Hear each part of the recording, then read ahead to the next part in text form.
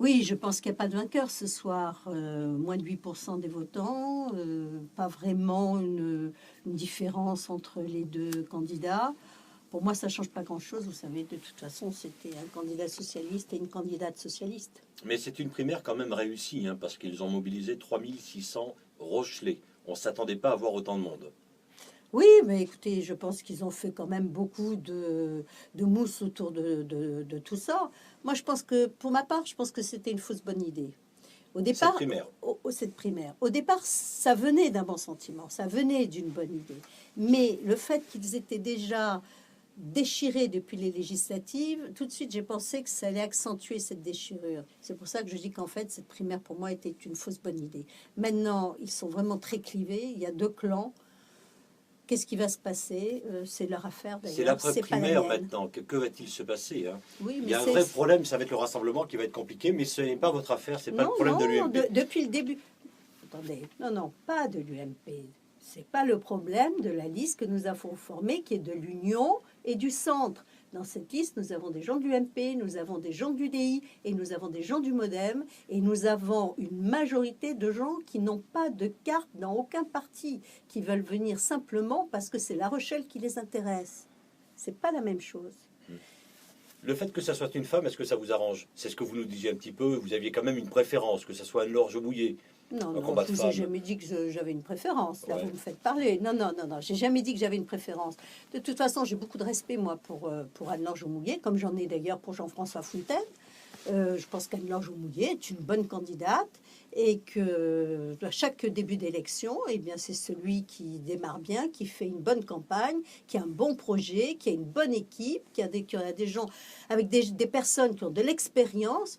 Là, d'accord, voilà, c'est ça le challenge d'une élection. C'est pas déclarer avant le début des primaires que le maire de La Rochelle sera celui qui sortira des primaires, ce qui a été dit Là, par deux fois. vous faites référence à ce qu'a dit Jean-François Fontaine, En l'occurrence, oui. hein, Oui. parce qu'il l'a martelé. Il l'a dit. Il l'a martelé. Je pense que c'est justement une erreur. Il faut toujours rester humble, vous savez. Une campagne, on ne sait jamais comment elle va se passer. Une élection, on ne sait pas. Moi, l'expérience parle. Jean-François Fontaine ne s'est jamais présenté à une élection sur son nom. Il ne sait pas ce que c'est. Et là, ce soir, il comprend. Il a compris. Et Anne-Laure Mouillet, d'ailleurs, non plus. C'est sa première expérience. Bon, elle en sort vainqueur. Mais pour moi, je vous l'ai dit, il n'y a pas de vainqueur. On va dire qu'elle est devant. Je préfère dire qu'elle est devant, mais il n'y a pas de vainqueur. Le vainqueur, c'est en mars prochain. Le vainqueur sera celui qui sera maire de La Rochelle. Et aujourd'hui, qu'est-ce que je constate? C'est que le PS est dans une impasse. Alors, je ne sais pas si vous avez consulté un peu les différents comptes Twitter, c'est ce que l'on peut voir aujourd'hui. Le futur maire de La Rochelle sera une femme, ça c'est sûr. Eh bien, écoutez, c'est évident. Hein. Là, je crois que je pense pas qu'Anne-Laure Mouillet, après la bataille qu'elle a menée, ait envie de reculer. Quant à moi, j'ai beaucoup travaillé avec mes amis pour arriver à faire cette union, qui n'a pas été facile au départ, mais nous y sommes arrivés. Alors, inutile de vous dire que j'ai envie, vraiment la motivation pour aller jusqu'au bout et gagner. Que pensez-vous du ratissage de Jean-François Fontaine? On l'a vu, il a envoyé des SMS, notamment à des militants de l'UMP. Vous en pensez quoi? Vous avez été assez critique sur votre page Facebook. Alors écoutez, sur le SMS, pour être très franche, bon, je trouve ça, je pense que c'est une maladresse et c'est pas ce qui me préoccupe le plus. Je lui en veux absolument pas. Mais alors, je connais bien Jean-François Fontaine, je lui en veux pas du tout.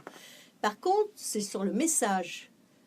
Où là, c'était donc la deuxième fois, pour en venir à ce que nous disions il y a quelques minutes, où il disait que l'avenir de La Rochelle se jouait aujourd'hui. C'est pas vrai. L'avenir de La Rochelle se jouera le 23 mars, quand toutes les Rochelaises et tous les Rochelais se rendront aux urnes, et j'espère nombreux, parce qu'il va y avoir un véritable enjeu, un nouvel élan à donner à cette ville. Donc, qui sera le mieux passé, c'est eux qui le décideront. Ça ne vous a pas dérangé du tout? Parce que c'est vrai qu'à droite, c'est ce qu'on a entendu ces derniers temps, c'est une primaire socialiste, on s'en fout. Dominique Bussereau, c'est le premier à le dire. Mais pourtant, on va chercher un électorat UMP avec Jean-François Fontaine qui envoie des SMS. Ça ne vous gêne pas en fait. C'est normal après tout. Écoutez, j'ai bien fait de ne pas trop m'en occuper, puisque de toute façon, visiblement, cette recherche, si vraiment elle a eu lieu, n'a pas porté ses fruits. Moi, j'ai pas vu d'électeurs aujourd'hui de potentiel avec un petit drapeau. Il y avait écrit droite, droite, centre. J'ai pas vu ça. Donc peut-être qu'il y en a eu, peut-être qu'il n'y en a pas eu. Qui peut le dire?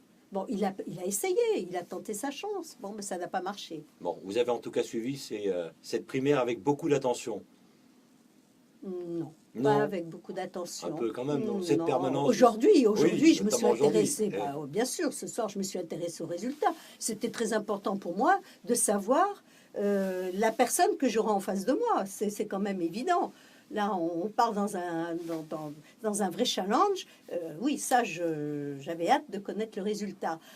Dire si la primaire m'a intéressée tout le long, alors là, franchement, non.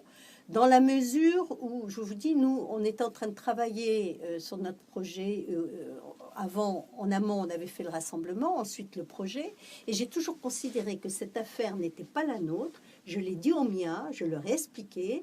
Chacun était dans sa propre maison et chacun faisait ce qu'il voulait. Je n'ai pas à me mêler des affaires du Parti socialiste.